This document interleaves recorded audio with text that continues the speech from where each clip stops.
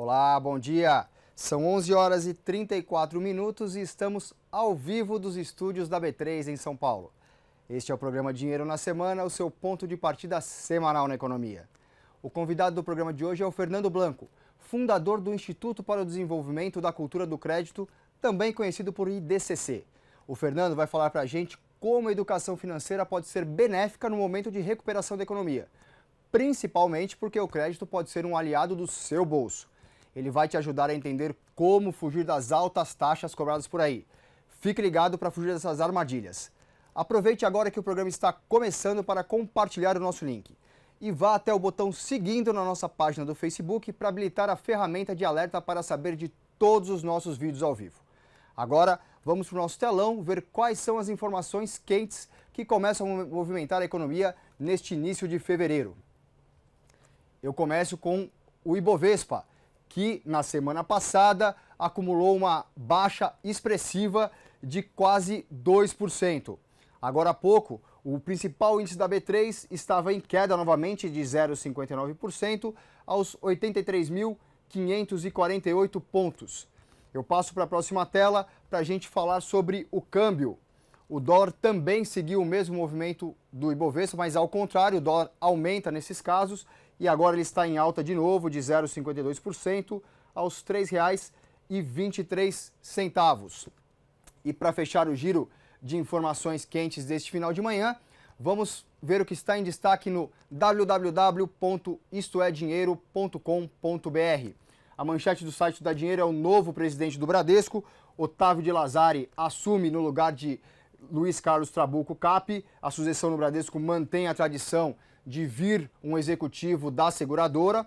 O segundo destaque é o primeiro bloco do Moeda Forte, com Carlos Sambrana entrevistando Paulo Sérgio Kakinoff. O Kakinoff, nesse primeiro bloco, fala o que ajudou a Gol a economizar nesses primeiros meses do ano, nesses últimos tempos, né? Mas o terceiro destaque é o blog República do Automóvel, do Sérgio Quintanilha. Quais são os carros que vão ditar as regras do mercado neste início de 2018. E o destaque da revista Dinheiro desta semana é o Mário Araripe, fundador da Troller, da montadora Troller, que foi vendida para a Ford. Ele criou agora a Casa dos Ventos, a maior empresa de energia eólica do Brasil. Saiba por que a Araripe atrai mais de 6 bilhões de reais em investimentos e acredita que o vento é mais valioso que o petróleo, na reportagem completa na revista que está nas bancas, nos tablets e no site da Dinheiro. E vamos já para o destaque do programa de hoje, o que esperar do crédito em 2018. No fim do programa eu volto aqui para o telão para mostrar a agenda dos principais dados econômicos da semana. Eu vou sentar ao lado do nosso convidado, Fernando Blanco. Fernando, seja bem-vindo. Eu queria saber o que essa crise toda mexeu com o crédito no Brasil nesses últimos 3 anos. Legal, Márcio, obrigado. Prazer estar aqui com vocês. Nós estamos saindo da pior crise de crédito da história do Brasil, só isso. Assim como a recessão que o Brasil teve foi a mais profunda, num período de 2 anos o PIB caiu coisa de 7%, nós tivemos a queda do estoque de crédito em relação ao PIB de 6 pontos percentuais, o que é uma barbaridade em apenas 2 anos, né? Então, os bancos tiveram um volume de inadimplência bastante forte, como nunca se viu. O brasileiro, seja o governo, sejam as empresas, sejam as pessoas físicas, nunca estiveram tão endividadas. Ao mesmo tempo, nunca sofreram uma crise econômica tão drástica. Moral da história, é como explodir um tanque até a tampa de combustível, quer dizer, explosão muito forte. E apesar de todo esse endividamento, a provisão dos bancos foi muito bem feita e não teve um efeito muito grande no dia a dia comum das pessoas. Bom, você tem que considerar o seguinte, os bancos realmente brasileiros são muito capitalizados, eles têm uma tradição de manter um volume grande de recursos em caixa aplicados em títulos públicos, então eles passaram bem por essa crise. Já, por outro lado, o crédito se tornou mais restrito. É natural que no momento desse os bancos peçam mais garantias, reduzam os prazos, a taxa de juros sobe naturalmente. E as pessoas, tanto físicas como jurídicas, tiveram que rolar dívidas. E como ficou essa inadimplência? Foi muito alta, muito pesada para a economia? Foi, né? Assim, para o cidadão comum, As empresas, por exemplo, eu fiz muita consultoria para empresa que estava com um grau de endividamento alto. Não escapou quem não teve que rolar dívida, basicamente, né? E aí, o que acontece? Os bancos não rolam dívidas com felicidade, sempre é uma coisa incômoda. E isso vai dificultar a retomada do crédito, aliás, está dificultando a retomada do crédito. Algumas empresas renegociaram com tranquilidade, outras na força. Criou-se o que a gente chama da indústria da recuperação judicial, onde consultores inescrupulosos chegavam a empresas que estavam com dificuldade e diziam: para de pagar, entra na justiça e tudo se resolve.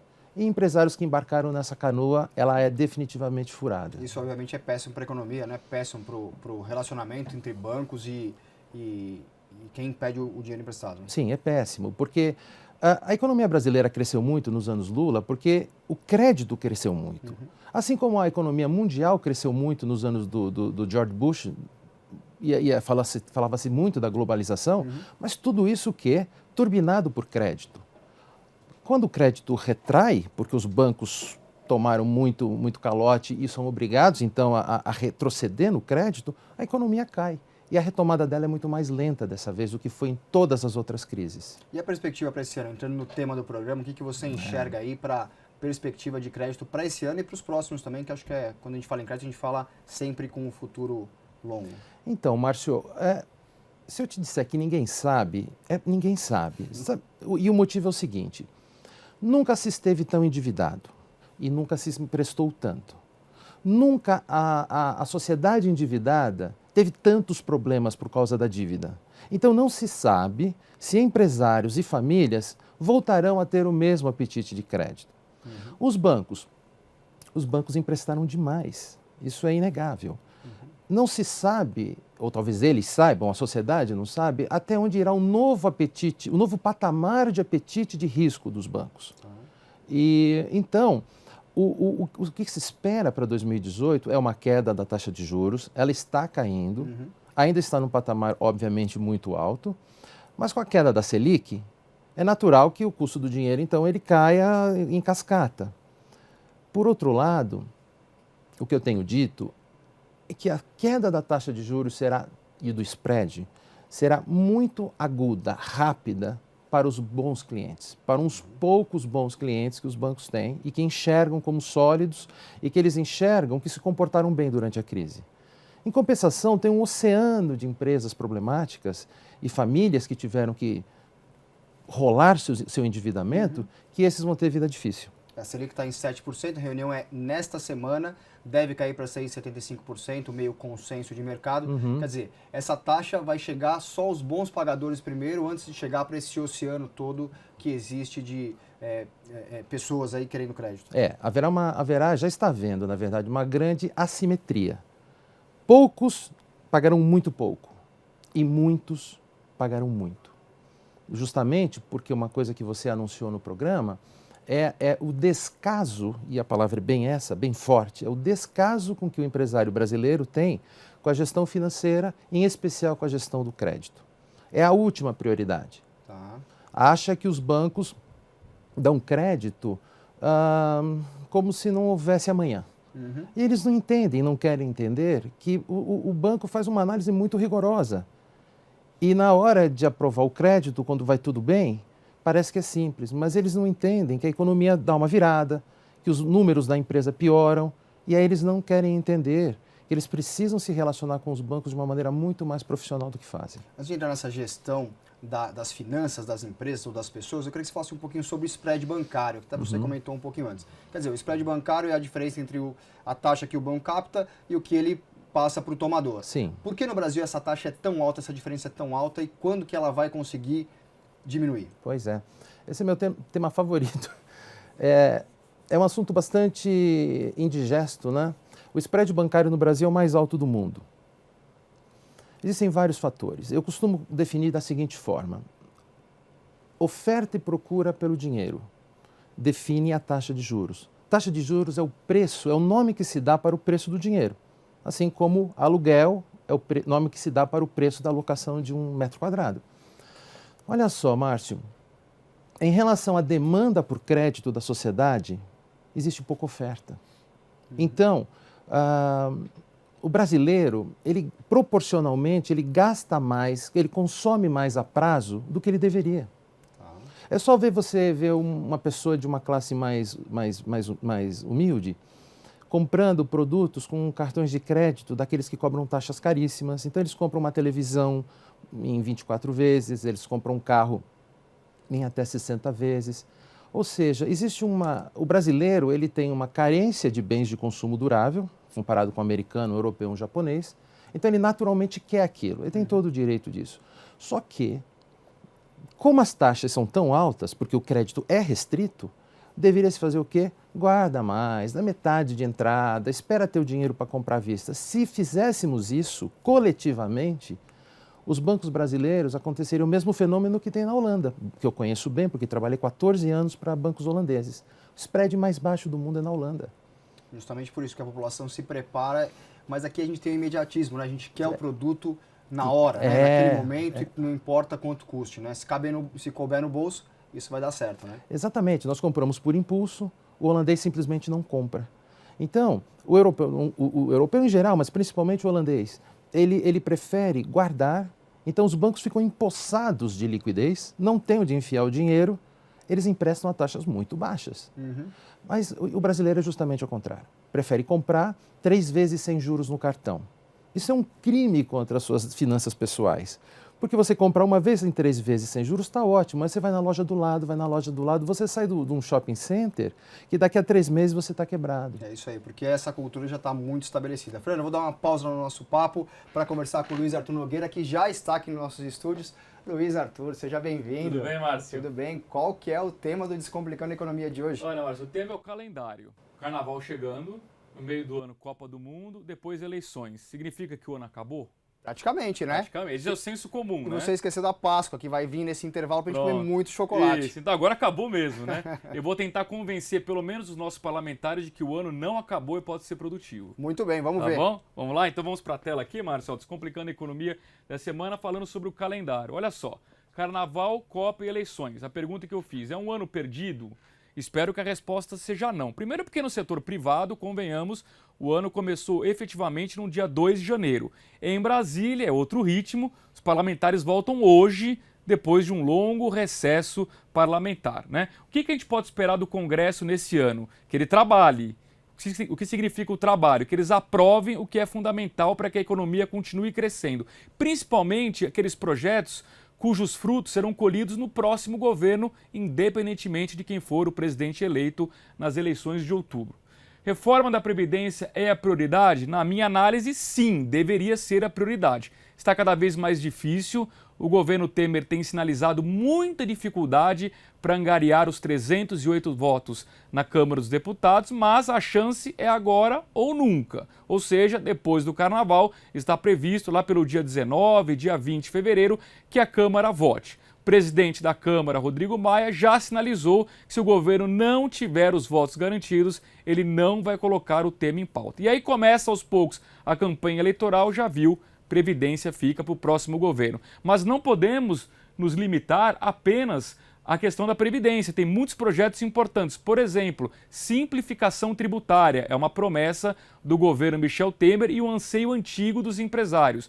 Reforma do setor elétrico. Privatização da Eletrobras, outro tema muito polêmico. Enfim, a gente até nessa edição da revista Isto é Dinheiro, a gente traz uma lista de 10 projetos que deveriam ser a prioridade do Congresso Nacional. E eu coloco por fim uma pergunta aqui, né? O que acontece se o Congresso ficar paralisado nesse ano? Acontece que a gente perde uma enorme oportunidade de aprovar projetos importantes que, como eu disse, gerariam frutos no ano que vem. Isso significa que o próximo governo, ao assumir, terá uma enorme batalha pela frente para aprovar esses projetos que ficaram parados ao longo do ano. Então, realmente, eu deixo aqui hoje o Descomplicando a Economia como um apelo para que os parlamentares trabalhem neste ano e não usem como desculpa o fato de que teremos Carnaval, Copa do Mundo, eleições e até mesmo a Páscoa. Não é isso, Márcio? É isso aí, Luiz. Muito bem. Eu queria aproveitar e fazer uma pergunta para o Fernando, pode ser? Claro, por favor. Ô, Fernando, vocês estavam debatendo aqui a questão do spread bancário, os juros na ponta são altos no Brasil ainda,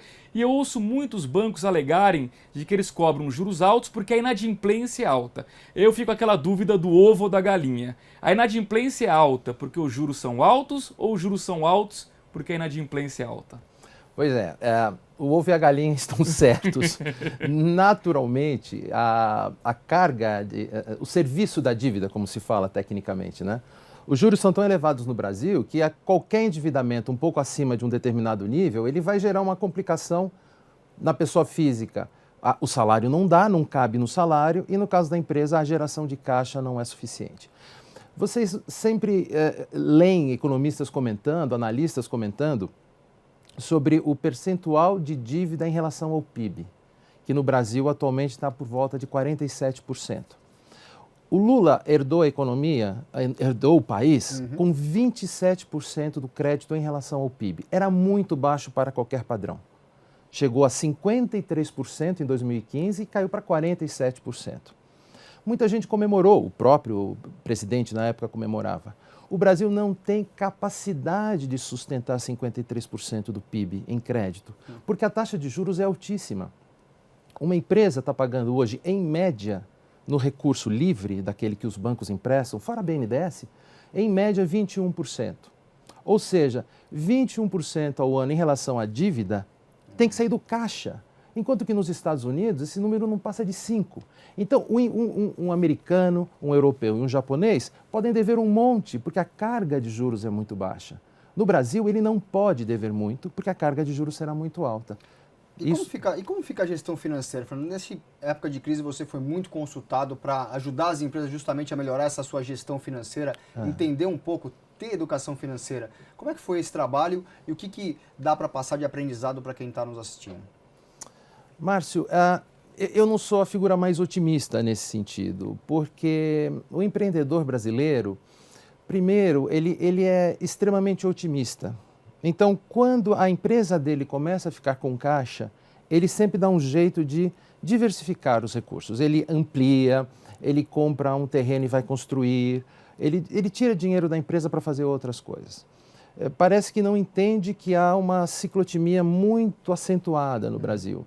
Os empresários só procuram a consultoria de crédito quando a água já passou do nível do razoável. E depois, eles procuravam soluções fáceis. Como não pagar os bancos? Isso não existe, eu não vou dar mau conselho, porque eu acho que se não paga banco, o efeito rebote lá na frente é muito pior. Porque ele vai perder linhas de crédito, em geral, com o mercado financeiro por anos, até que o mercado recicle, esqueça, né? Então, infelizmente, muitas empresas tiveram muito mais problema e terão mais problema do que precisariam ter. O conselho que eu deixo sempre é o seguinte: invista no seu departamento financeiro, contrate um profissional bem capacitado, porque a maioria acha que deve gastar dinheiro na operação, o que eu não tenho dúvida. Mas deixar a área financeira com uma pessoa desqualificada que ganha R$2.000 é querer confusão. Porque o empresário acha que ele é onipresente, onipotente, onisciente, e não é. E o custo pode ser muito mais alto, né? Você economiza no funcionário, mas você tem um custo muito mais alto na frente que pode até significar a liquidação da sua empresa. Né? Ele, na frente e no momento, porque ele vai pagar taxa de juros mais altas porque ele não sabe negociar com o banco. Ele não tem tempo, ele está correndo, ele está produzindo, ele está vendendo, ele está cobrando, ele está fazendo tudo. E aí o banco oferece uma linha de crédito, eles, então tá bom, tá resolvido, só que ele está pagando muito mais caro. Eu quero saber como que é o papel das fintechs nessa nova economia, né? Tá surgindo várias fintechs que estão ajudando a quebrar um pouco algumas etapas, né, do setor bancário, que elas podem ajudar no barateamento do crédito ou na expansão desse crédito. Pois é, Márcio, as fintechs vêm, olha, eu tenho uma cliente minha que fechou um negócio com uma delas, ela tinha dívida contra um grande banco brasileiro, e fez uma cotação e trocou na hora o endividamento. Muito mais barato, muito menos burocracia. Os bancos estão de olho, por isso que os grandes bancos têm projetos junto com as fintechs para tentar entender o que elas fazem de diferente que eles possam fazer. Nos Estados Unidos, elas já estão fazendo um estrago danado no mercado financeiro, mas no Brasil a banda vai tocar de um outro jeito. A regulação no mercado brasileiro ela é forte e elas não são reguladas. Elas meio que estão fazendo as coisas do jeito que bem querem. É mais ou menos a história entre o Uber e o taxista. É uma história vai ser muito parecida. E agora, eu torço e acho que até os bancos torcem para que elas ganhem volume, porque com muito poucos bancos no mercado, eles mesmos têm dificuldade. Quando querem sair de um crédito, não conseguem, porque não tem outro banco que queira emprestar. Então, o Brasil precisa de uma desconcentração e, de repente, as fintechs cumprirão esse papel. E para a gente terminar, como é que fica o papel da pessoa física que olha para as ruas, vê várias financeiras com juros que são de 400, 500, 700% ao ano, e ele se sente atraído porque é o dinheiro na hora? O que esse cara tem que fazer para não cair nessa grande armadilha do crédito? Qual câmera eu olho? Não compra assim de sopetão. Guarda o dinheiro, poupa e compra à vista. Ou dá a maior entrada possível. É o único jeito. Que aí você não se endivida e acaba não tendo que ir para esses lugares onde o crédito é muito mais caro. Compra uma geladeira e não paga 3, como é o que acontece. Muito bem, Fernando. Obrigado pela sua participação. Eu que agradeço. E depois dessa conversa muito produtiva com o Fernando, eu vou levantar para ir para o nosso telão e ver a agenda da semana, o que pode mexer com o seu bolso, o seu negócio e os seus investimentos. A semana vai ser concentrada em indicadores do Brasil, com exceção desta segunda-feira. Hoje, os Estados Unidos divulgam o índice do setor de serviços, que em dezembro estava em 53,3 pontos. A expectativa de mercado é de uma expressiva alta para 56,5 pontos, o que reforça a confiança e a expansão da economia americana. Já nessa terça-feira, começa a concentração, não para o carnaval, mas para os índices do Brasil. O primeiro deles é a produção e venda de veículos em janeiro, segundo a Anfávia. Com a recuperação da economia e do crédito, como vimos agora há pouco com o Fernando, o mercado deve continuar aquecido.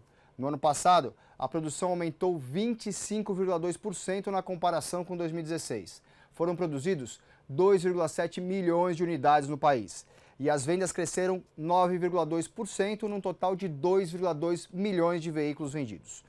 No último item desta tela, a quarta-feira, o destaque é a reunião do Comitê de Política Monetária do Banco Central. A equipe do presidente Ilan Goldfein decide se mantém ou baixa a taxa Selic, que também foi tema da nossa conversa agora há pouco. A taxa básica de juros no Brasil está em 7% e deve cair para 6,75% depois da reunião, segundo o consenso de mercado.